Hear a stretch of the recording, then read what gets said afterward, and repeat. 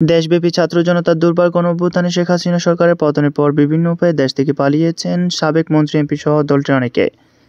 পালিয়ে যাওয়াদের মধ্যে নারায়ণগঞ্জে আলোচিত সাবেক সংসদ সদস্য শামীম ওসমান ও সাবেক শিক্ষামন্ত্রী মহিবুল হাসান চৌধুরী নফেল দালালদের মোটা অঙ্কের টাকা দিয়ে ভারতে পালিয়ে যান বলে জানা গেছে।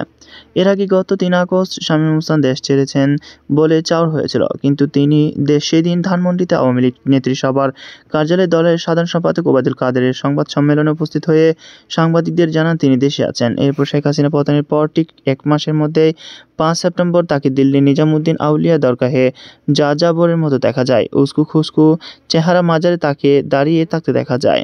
জানা গেছে, এর কিছুদিন আগে অর্থাৎ আওয়ামী লীগ সরকার পতনের অন্তত ১০-১৫ দিন পর শামীম ওসমান দালালদের সহায়তায় ভারতে পালিয়ে যান। তিনি রাতের আঁধারে বোরকা পরে ভারতে পালিয়ে যান বলে একটি সূত্র জানিয়েছে।